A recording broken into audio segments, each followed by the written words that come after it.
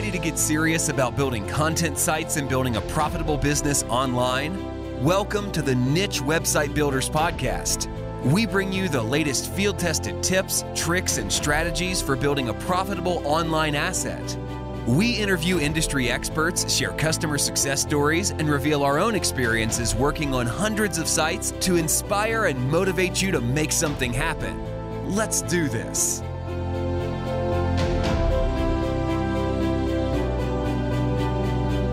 Welcome to the Niche Website Builders Podcast. Today we have an episode focused purely on Amazon FBA. So it's geared towards developing physical products. Now, obviously, as niche website builders and online business owners, we're predominantly focused on affiliate marketing, display advertising, and even digital products. But as I mentioned in the podcast, if you go back a couple of episodes ago, when I interviewed my friend Owen Walker, we actually talked off camera, and his thoughts are that as the space grows in digital marketing, there's going to be so much supply and so many people putting out digital education that eventually it's going to become essentially free, like these podcasts are, and they're going to be lead magnets essentially for physical products. And I somewhat agree with that in terms of, turning your online business into a more established real world business and brand. And I think that's where physical products also come in. So we cover things like sourcing manufacturers, how to find them, kind of what you're looking for there, optimizing your Amazon listings, why use Amazon FBA over having your own Shopify store as an affiliate marketer, ways that essentially being an affiliate marketer and having your own website that you already have traffic, how you can leverage that into an Amazon FBA store instead of starting an Amazon FBA store from scratch. We cover things like fees that you need to watch out for, how much you need to start in terms of creating your own product, and a whole host of other areas of essentially starting Amazon FBA in terms of things like conversions, PPC, and all that. So Alex and Tom do a great job here. They're essentially making 6 figures a month doing this with their brand, and they're looking to make multiple products and brands within that. So you get a really good insight into how professionals essentially doing this. So sit back and enjoy. This episode is brought to you by Niche Website Builders, an agency dedicated to helping people just like you build profitable content sites. Niche Website Builders are the hands-off content site marketing agency you always wished existed. It's run by content site marketers for content site marketers, and they help both investors and individuals alike build profitable online properties. They provide a fully outsourced approach to content creation, link building, and done-for-you website builds, the same approach they use on their own 6-figure portfolios. For example, their content packages come with a proprietary keyword research process, are written by in-house native English speakers, formatted using templates proven to convert, and uploaded to WordPress with affiliate links added so that all you need to do is hit the publish button. Check them out at nichewebsite.builders/show. That's nichewebsite.builders/show, and fill out the form to get coupon codes for 10% more content or a 10% discount on links with your first order sent right to your inbox. All right, welcome to the Niche Website Builders Podcast. Today we've got a duo. We've got Tom and Alex here to talk about Amazon FBA. Welcome, guys. Thanks for having us. Good to be here. Thanks for coming on. All right, so maybe let's start with a brief background of each of you. I don't know who wants to go first. Tom, you're directly next to me on the thing, so maybe you go first with a brief intro, and then Alex, you can go straight after. Oh man, Alex always takes that question, but I'll go first. Fine. So, Tom. I feel like I'm on a dating show. No, so me and Alex met in Barcelona. We both live here in Spain, amongst kind of the expat community. We started a business together probably in 2020. We kind of joined up, launched our first Amazon FBA brand, which we've now kind of scaled up, and we're doing that full time. Prior to that, kind of bit of a mixed background, but mainly kind of sales, entrepreneurship, kind of bit more physical sales in person. So things like an activity center, arranging corporate events, like that kind of thing. And now it's fully kind of e-commerce for me. Yeah, and I was previously, before I jumped in and did e-com full time, I was working in SEO. So I worked at a SaaS company called Typeform. So I was doing SEO, but I was after doing it for like 4 years in house, I didn't really enjoy it that much anymore. So I was trying to try a lot of different things to get out and work for myself. I started Amazon just after seeing, I think I just saw a video on YouTube, the same sort of thing as everyone, I think, like probably just searching how to make money online, heard about it somewhere, Reddit, something like that, and then jumped straight in, made a lot of mistakes very early on. Then I partnered up with Tom, and the rest is history. Some more mistakes, but not as many mistakes. A bit more Thankfully, that wasn't a mistake. Awesome. Well, we've got essentially 55 minutes before you're going to jump on another meeting, so I'm going to jump straight into things. In terms of current revenue, I think you share that on your YouTube channel, so assuming you're okay with sharing it on here. If not, let me know. But what kind of revenue are you making per month currently with your Amazon FBA source? So at the moment, we're doing 6 figures, so we're averaging probably about 110,000. The niche that we're in. Yeah, sorry, a month. Yeah, the niche that we're in, most of the demand peaks in spring. So our sort of like Q4 is between like March, and it's probably going to run through till probably like the end of August, September. It'll start trailing off a little bit. But in the last 12 months, we've invested a lot. Like we put a lot of money in. We've launched a few new products. So we actually went in the last 12 months. This time last year, I think we were doing about $30,000 a month. Nice. And then our biggest month this year was in May. I think it was May. We did $140,000 in revenue. Is this one brand or is this multiple brands? Yeah, it's just the one brand. Oh, yeah. Nice. Yeah. Nice. Okay. So let's dive straight into, this is an area I'm personally interested in to get into the space of selling physical products too. A couple of podcast episodes ago, a good friend of mine, Owen Walker, was on, and he mentioned off camera, he thinks that the digital space in terms of online education is going to start to become free, like these podcasts are, and they will be almost like lead banks to sell physical products. And the idea of having your online education selling your physical products is where he believes the future of online marketing will go. I kind of somewhat agree with him in that part. But as someone who's, I guess, in the online space, selling things as an affiliate, maybe you rank for some best posts for whatever that product is.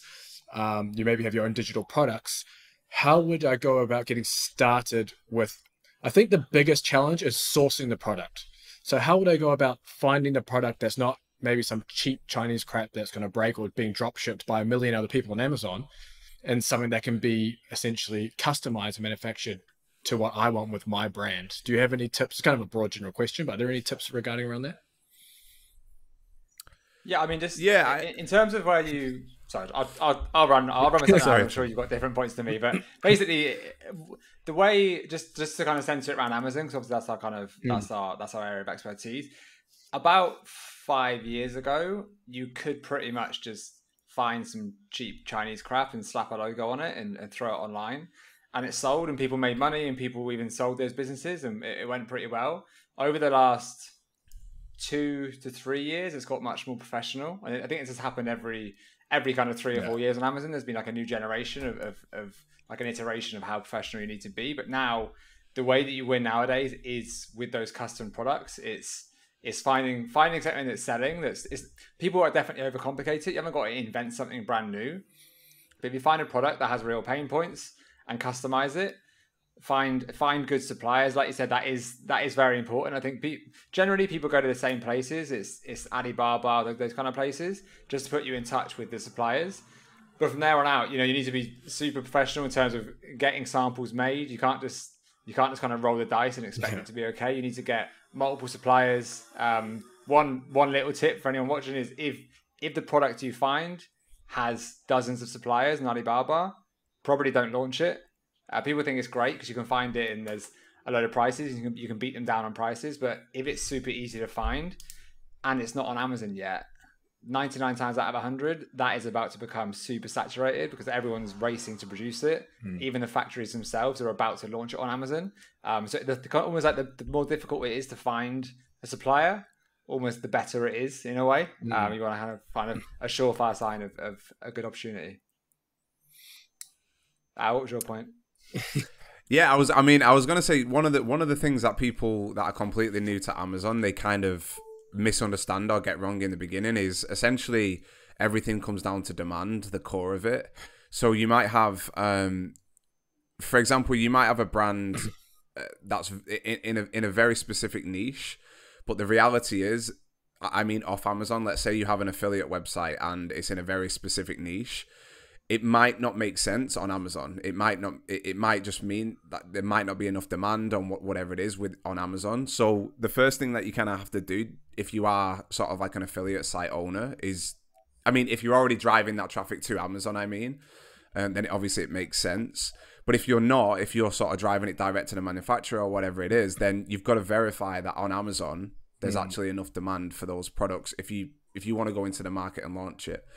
Because one of the mistakes that we see people make is they think they have this idea for an amazing product and maybe they find a supplier, but then when they actually launch it, there's just not enough demand on Amazon to actually make it work.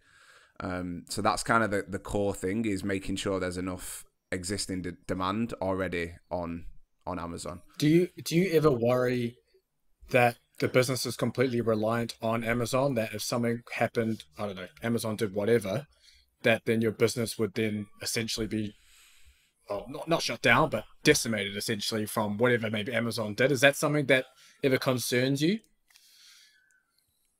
Every day.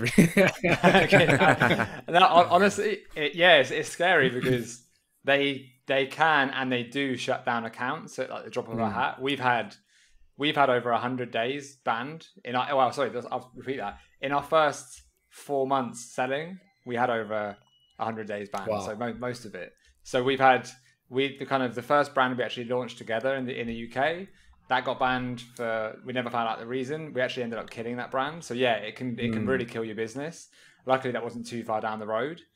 You do kind of forget when things start going well. You almost forget that's the risk. But of course, yeah, we discuss that quite often about diversifying off Amazon, and you've got like a Shopify store and a few other bits, but because Amazon is such a massive source of traffic, it's so hard to compete with them. It's where to spend your time, right? For us, that we want to scale the business to the level we want to get it to on Amazon, and then you start focusing off Amazon, because the percentage of business and sales you're going to make up from your own website is pretty unlikely it's going to be anywhere near the size of the Amazon sales. So yeah, we do bear it in mind, but there's enough people we've met and there's enough success stories that for us it's worth the risk, as long as you play within the rules. Like Jeff's got a lot of rules and you have to be pretty careful about it, but as long as you do that, then you're okay. So would that mean then, based on that, you would typically advise someone, for example, say an affiliate website, if they're going to launch a physical product, to launch it through Amazon FBA versus their own Shopify store, just because you also have the organic reach on Amazon?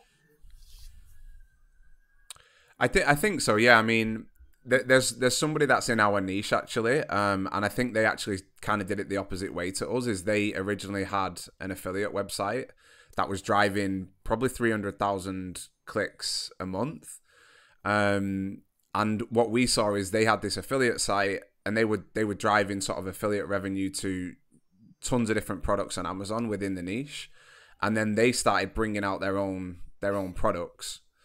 I think there's a couple of different strategies that you can take. Obviously, you can drive that traffic direct to Amazon, and then you get all of the benefits of you get more. You get discounts on the commissions. For example, if you drive external traffic and then it converts on Amazon, you actually get a percentage of the commission that Amazon charged, the referral fee back, which is great for your margins.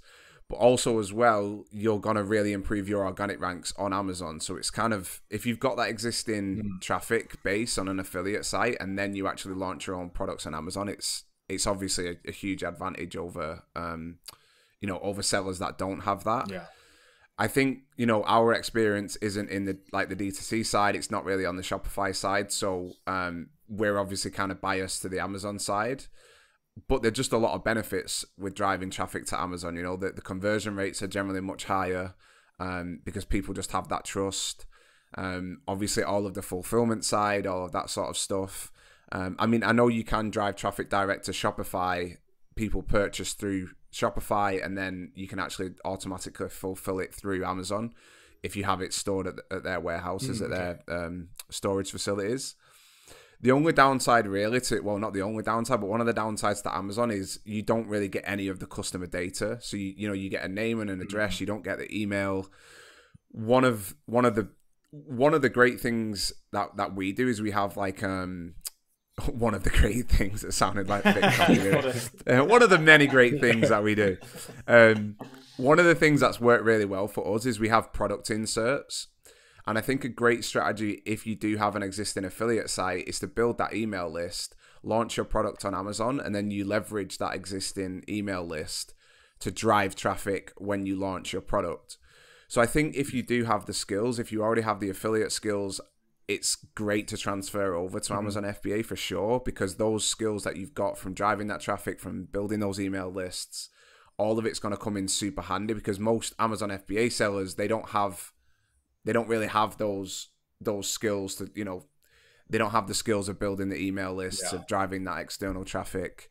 So I think, if you're in the affiliate space, there's a lot of positives and a lot of advantages that you have that are really going to help you out with FBA for sure. Nice. I wanted to, before going a little bit further into some of the Amazon FBA, like fees and things to watch out for there, I wanted to come a little bit back to the sourcing of the product. How are you vetting your manufacturers that you find? You mentioned Alibaba, so I'm assuming you're using Alibaba. So how are you vetting the manufacturers into the quality and things? Are you ordering samples from multiple manufacturers to judge them on that way, or is there another way you go about it? Yeah, exactly right, James. So basically, you find suppliers on there. You can see the ones that are kind of verified and highest rated, and see. I mean, some of them is pretty obvious they've got fake reviews, and you can tell when it's a legitimate review, to be honest.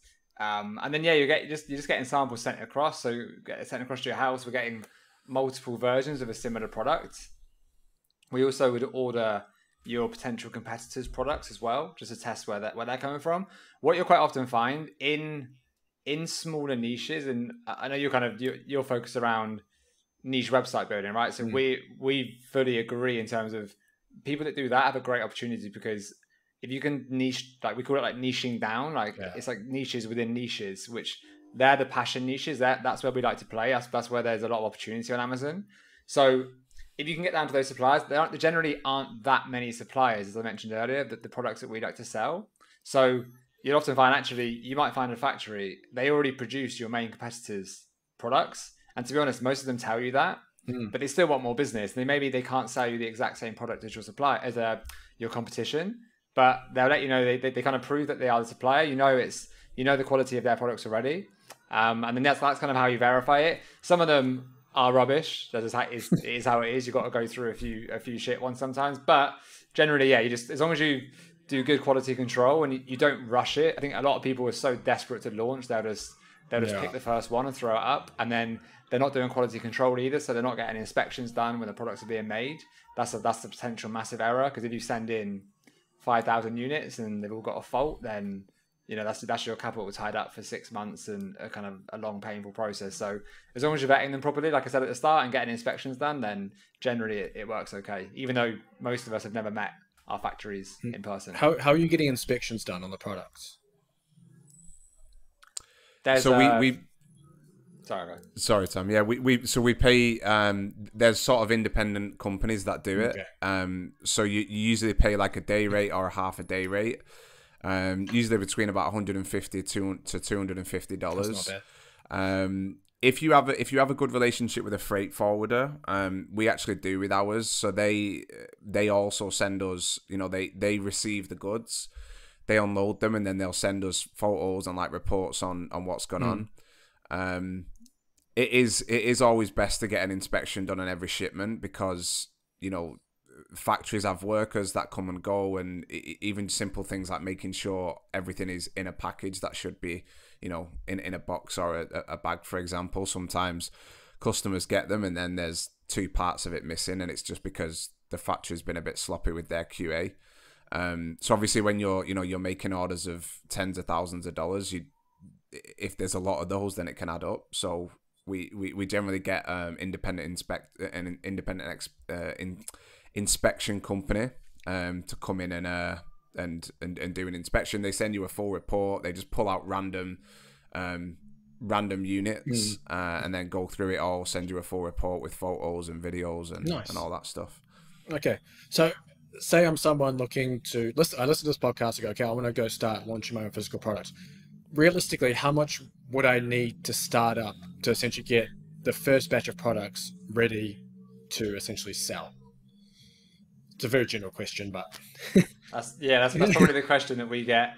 People like DM us all the time on Twitter and Instagram and things and ask us that. I think there's a minimum that you want nowadays, and that keeps kind of creeping up, to be honest. So when we started out, I'd say that was probably like maybe $5,000. I'd say that's more towards 7, 8, 9, 10 wow, now. okay. The more the better, to be honest.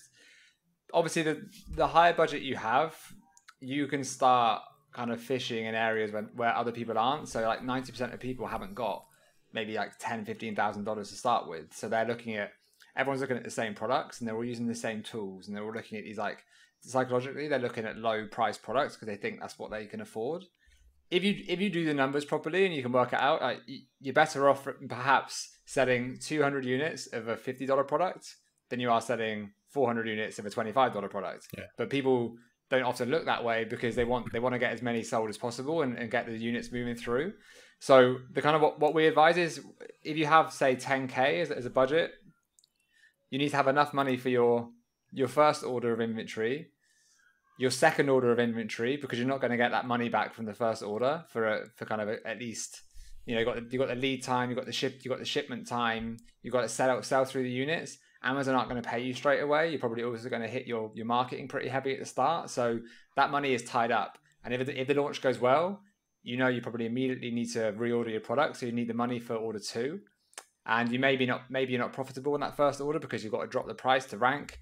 So there's all these kind of things that play into it. And that's probably one of the biggest mistakes people make. They spend all of their budget on that first order, and then they're kind of screwed because they're like, I actually can't afford to even keep up with the expansion.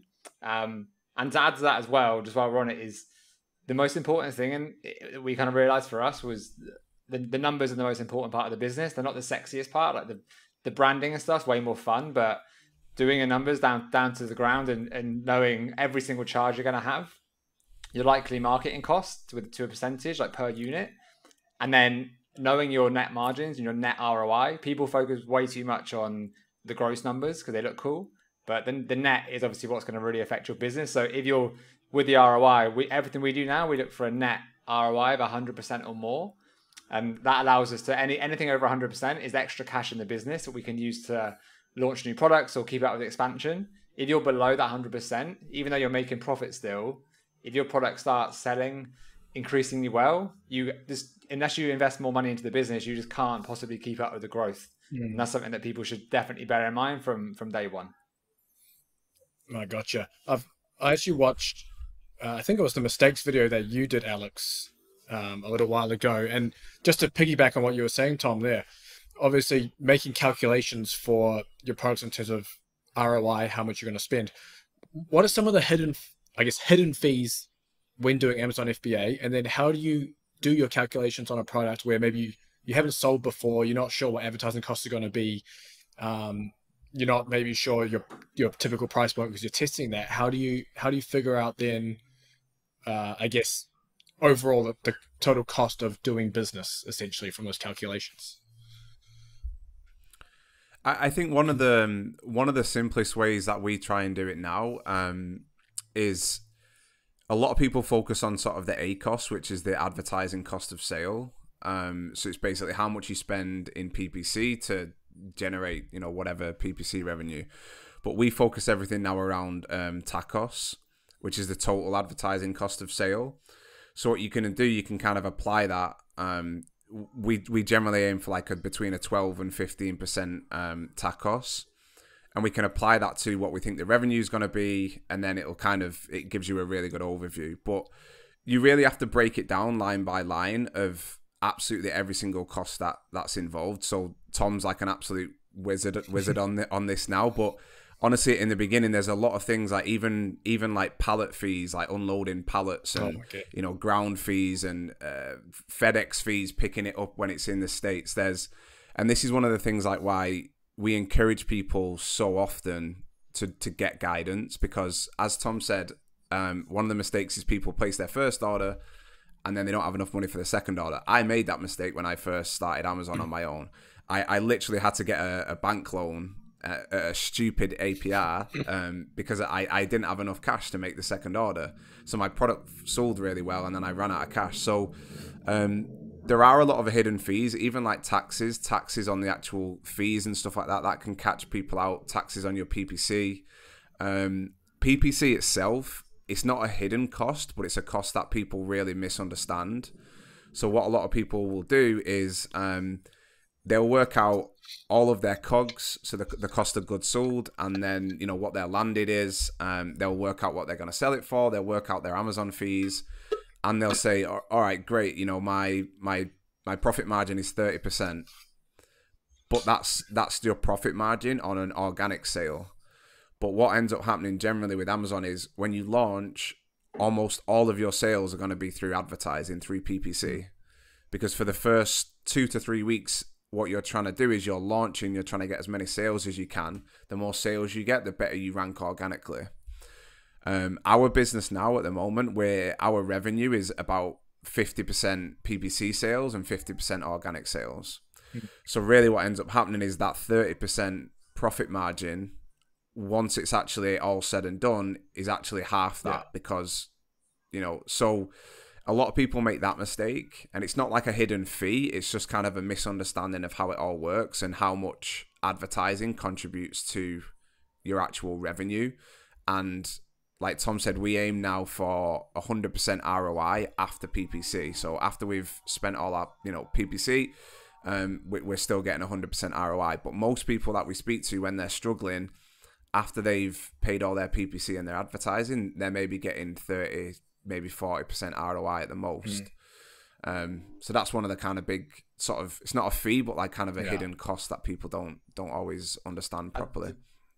To add one little point to that, I think what you see really often, and we see this because we did this, and let's say you look at a number and we were like, even if the net ROI was like 109%, and then you'd be like, we used to be kind of be like, yeah, we'll make it work. I'm sure we'll like squeeze it. We'll probably refine the PPC. We'll probably like, maybe we'll spend nothing on PPC because we're ranked so well. And then that's just the wrong take, because over time, generally, you want to obviously be a bit more pessimistic with it and give yourself that buffer. And more often than not, like obviously the Amazon fees can increase. You might get hit with a random charge that you didn't think about, like your stuff gets delayed at customs, whatever it is. And then you can't. You wish it to work, but it just doesn't, and you just need to be super dialed in and cautious to know the numbers through and through, and basically just don't lie to yourself, because you just screw yourself over for kind of 6 months. Yeah, I wanted to jump into some of that as well with the organic search rankings on Amazon and general conversion. So, what are some things you can do to help increase the conversion rate of your product on Amazon? Because obviously a lot of people will say, you know, Amazon's saturated. I mean, even if you search, I think one of your videos, Alex, you looked at massage guns, or I think it was your purple cow video. Maybe you can dive into a bit too. Like, all the massage guns look the same. Like, I've even looked at massage guns, I'm pretty sure, on Amazon before, and you're like, they're all the same. You just go by price point because they pretty much will come with the same stuff with any different kind of features. So how do you make your product stand out so that you're not just making sales from your website, you're making sales from people searching on Amazon? And then how do you look to essentially optimize your listing to help with conversions as well? Because obviously you have options within the text and titles and all that stuff. Yeah, so to be honest, I think this is one of the things that people, they kind of overcomplicate as well a little bit. Is essentially it comes down to like the same as any business. If you're selling anything, whether it's a service, a physical product, like if you go in and you just look, sound, and kind of feel the same as everybody else, you're not really going to get any attention. But that's magnified 1,000 times over on Amazon, because the customer is literally looking at hundreds of competitor products next to your product. So even if you imagine, if you've got, if you've got an affiliate site, like your title of the page needs to stand out. You need to increase the click-through rate, all of that stuff. So you've got to do as much as you can to stand out, basically. One trap I think that people fall into is they see what already exists and they see what's doing well, And I think it's almost this like subconscious thing where they think, well, that's doing well. If I do the same, I'm going to do well. And it's kind of like, it just doesn't really make any sense when you think about it. But I think subconsciously, it's like this safety aspect of, I see what's doing well, I'm just going to kind of do the same. So you'll see people launch products and even their branding is almost identical to what currently exists. So the way that we approach Amazon is our brand, we don't want it to look like any of the other brands. So we kind of split it into two different things. One is like a visual differentiation. The other is we call it a value differentiation. So visually, you've got to look different. You can't look the same as all the other brands, all of the other listings. Your hero image can't look the same. You're not going to get any clicks, or you're not going to get as many clicks, whatever. And then you've actually got to improve the product itself and add more value through the actual product. I think overall, to be honest, and Tom and I were just discussing this today, the actual standard on Amazon, we think the bar is really, really low in terms of how well optimized the listings are.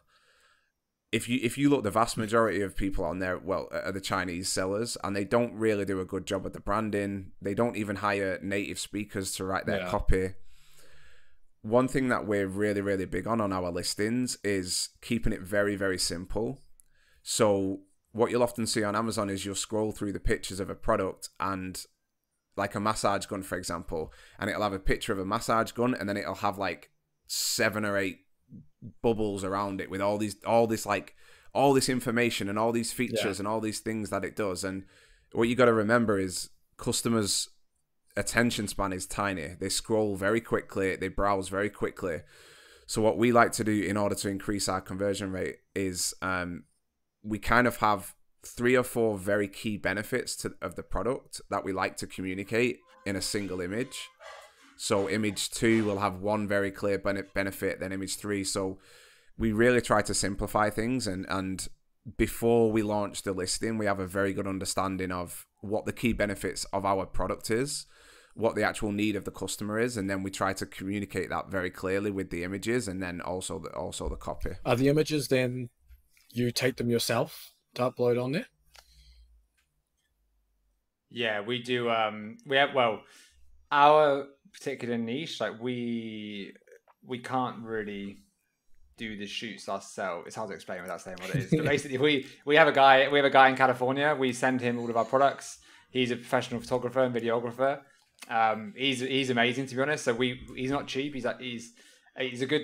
I think he's good value, but a lot of people, I guess, maybe couldn't afford they don't think they can afford that at the start, so they take a shortcut and they get someone from Fiverr.com to do a Photoshop for them of their product, because that, as Alex said, that's what a lot of other people do. So they think, that's fine, they're doing it, we'll do it. We overpay almost for our photographer. He builds a set. We get real like lifestyle images. We get real studio images, and that alone in our niche, and honestly in most niches, that is almost enough to stand you apart. Because I mean, we look at it every day, so to us, we can spot bad Photoshop like a mile off. But some of them are just, it's like some of them are like insultingly bad, and you think, how are people? They're still making money. There's millions of dollars a month. Some of them with like unbelievably bad Photoshop, and obviously over time, like 3D renders are becoming more popular now, and they can be really good for certain products. But in our opinion, like nothing, depending on your niche, nothing beats a real life image and a real life photography. So for us, that's something that you should always budget for. Like you said earlier about your budget at the start, photography should be a huge chunk of that, because if you want to give yourself the best shot possible, you can't launch with subpar images, because you can have a great product, you might have 5 good images. If you've cheapened out and then like your 7th image is crap, then to us, like you're as bad as your worst image. So why do that? You know, you should keep everything to a super high standard, keep the branding looking great. And one further point with the images and the copy. So like Alex said, we keep ours really simple. You have the bullet points on Amazon, but like if we're really honest, like I shop on Amazon quite a lot. I hardly ever read the bullet points because they're boring and you don't really care. If you can get all the information you need from those images and a video perhaps and the title, then great. And then we can then use the bullet points. Yeah, you might do a couple of nice hooks and you've reinforced the main benefits, but then the rest of the text in there, to be honest, Amazon is still one of those, the algorithm, you can still kind of keyword stuff it to an extent. Okay. So you haven't have to, especially when you launch as well. Like you want to be indexing as far and wide as possible with a highly targeted, relevant keyword list that you build before you launch. So we build around that, and then our text, it's readable, but like if I'm really honest, like it's a bit weird. No one would say it in person. It's just like it's like Google's too smart for it, but Amazon isn't yet. So you can still kind of stuff it to a degree. Gotcha. Let's jump down some of that keyword research side. Obviously, maybe as an affiliate marketer, maybe that's an trend from this site, but again, maybe wanting to get more organic sales and ranking that organic side. It's the keyword. How do you how do you define keywords that are low enough competition to go after for your product? Because I mean, as many people, as I mentioned before, maybe say, you know, certain niches are saturated. For example, massage gun, that's a pretty broad keyword. Are you looking at more long tails and trying to rank for massage gun for XYZ? Yeah, I think it honestly depends. There's a few different factors. If you're going into massage guns and you don't have an absolutely massive budget, then going after those top terms is just going to be burning cash. So one approach that you can take is only go after the long tail terms to begin with, rank for those, and then slowly start to rank for the head terms. We obviously don't really recommend selling massage guns, so the kind of niches that we go into, we feel comfortable that we have a big enough budget, we have a good enough brand, and we know what we're doing, where we can go after all of the keywords. But it's not a bad idea if you are just sort of starting out, you know, going after smaller niches and during the launch, perhaps targeting those longer tail keywords.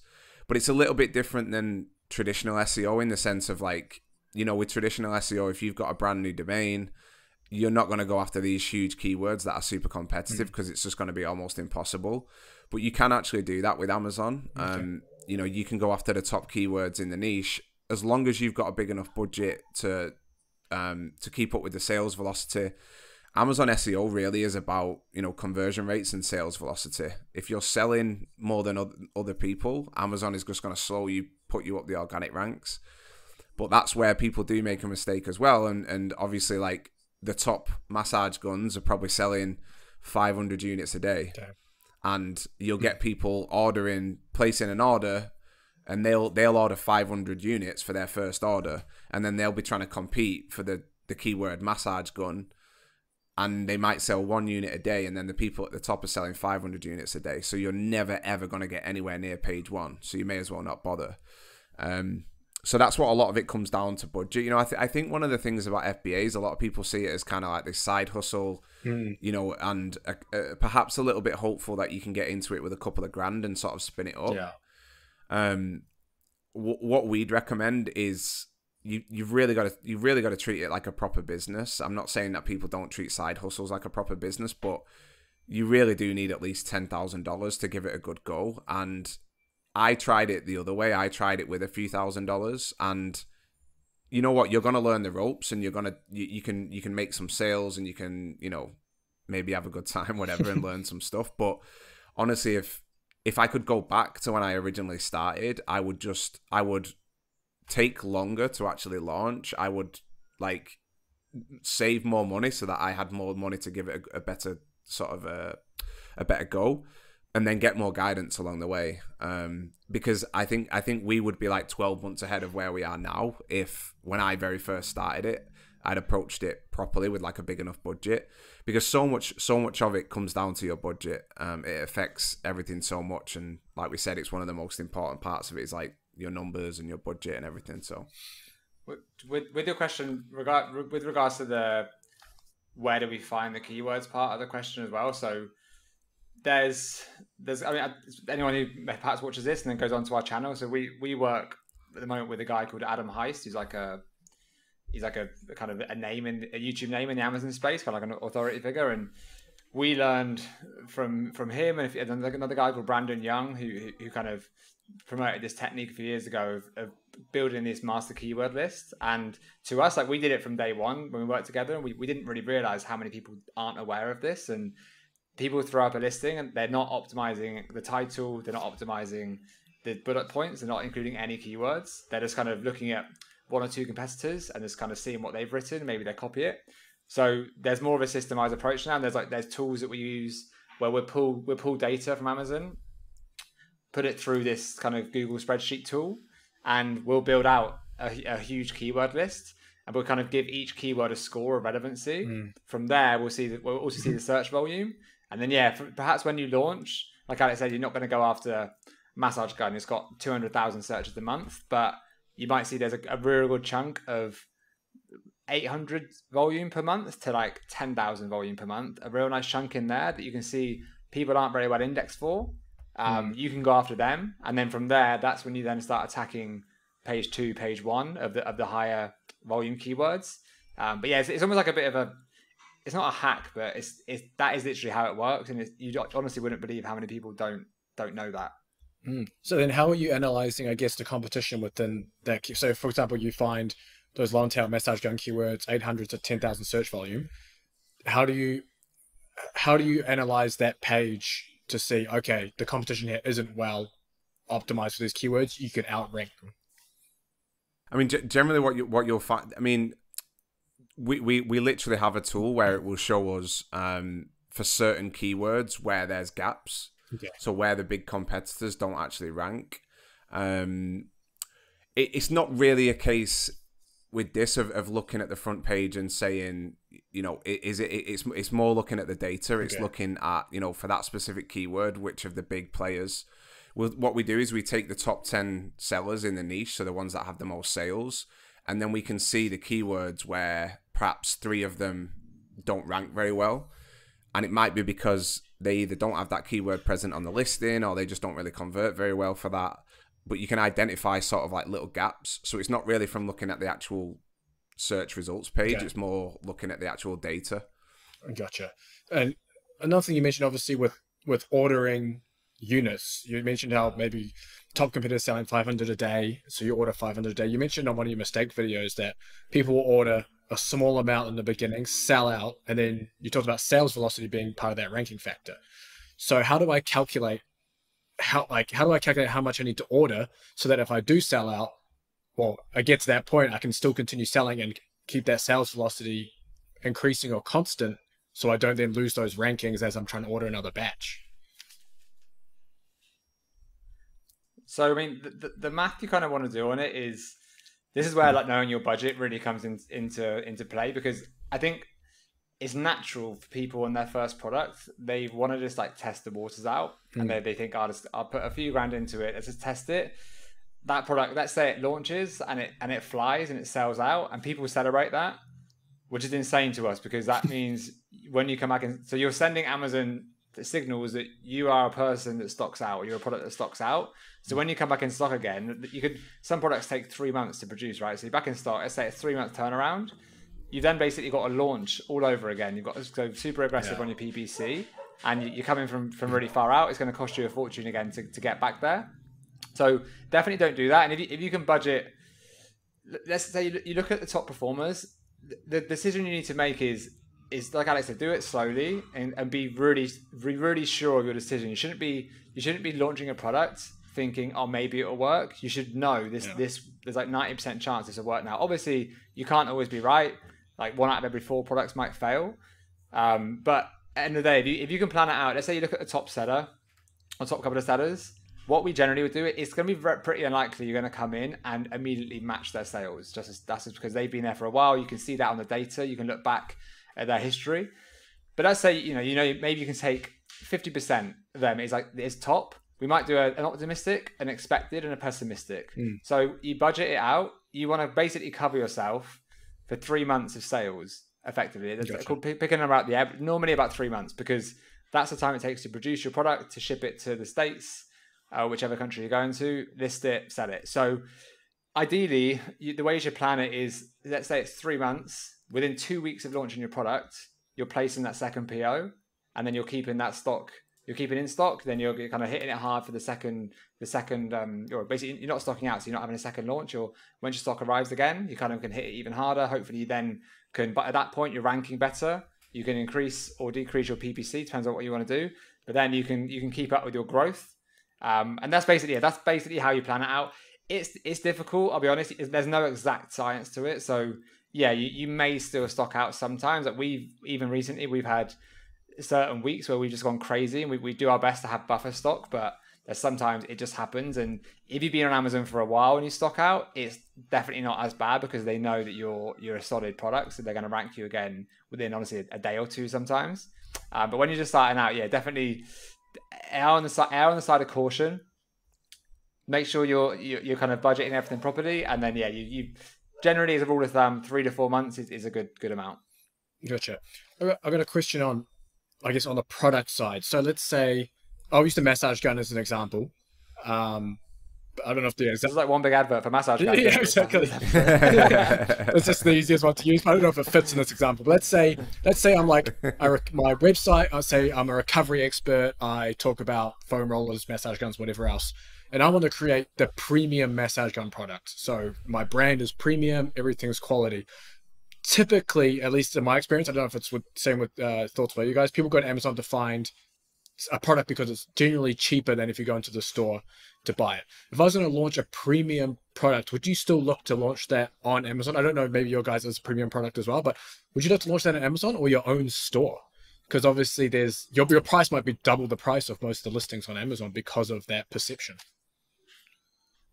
Yeah, I mean, definitely on Amazon. I mean, I was literally looking today. I've just moved into a new flat, so I'm gonna get an ergonomic chair, ergonomic, and I was actually shocked. There's like chairs on Amazon, the top one's like 1,000 euros, and I was actually shocked. I was like, I didn't realize people were buying €1,000 chairs on Amazon, but I like.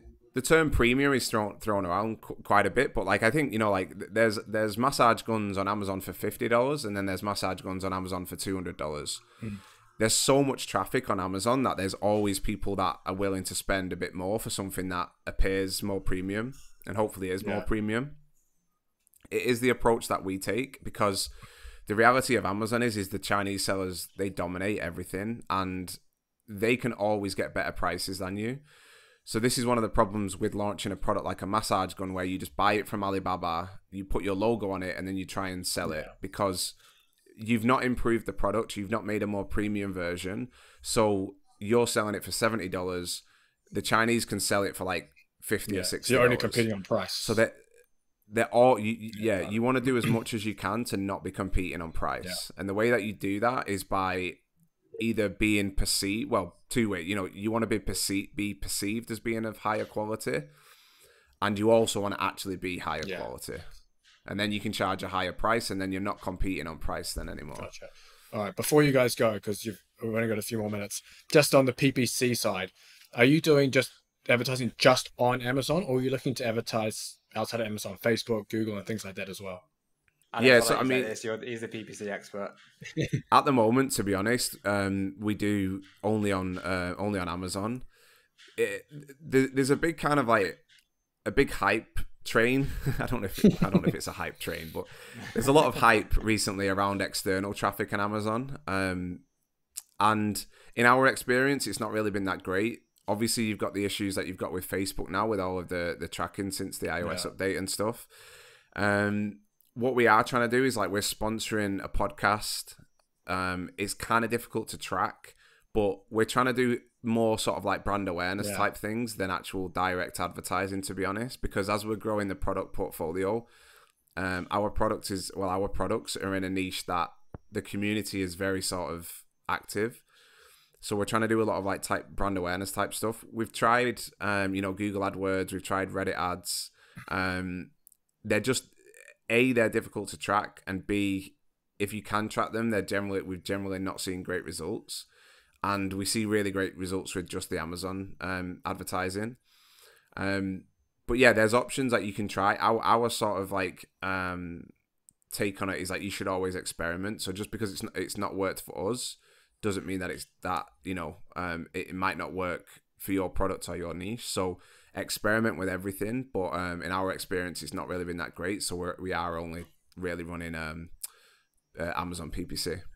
I think as well, just one little point on that is Amazon's definitely getting more and more pay to play. So when we started out, it was, I mean, there used to be no charges for advertising. If you go on the search page now, like on the results page or any keyword, there's maybe 4 at the top. There's one down the side. There's a video. There's 4. It's like, it's crazy how many. And I think Jeff Bezos once said he was against advertising, so he obviously changed his mind when he's getting like 40 billion a year. When he's getting super yachts and whatnot. But yeah, exactly. So it's definitely a pay to play. But if you have a lot of people on Amazon, like I said earlier, they sell product in this kind of $20, $25 ballpark. So to get a click from Google, like Amazon's not cheap, but it's generally a bit cheaper than Google AdWords, for example. So if previously you couldn't really track it very well, so if you're just burning $2, $3, $4 a click and people on Google as well, they haven't got the same buying intent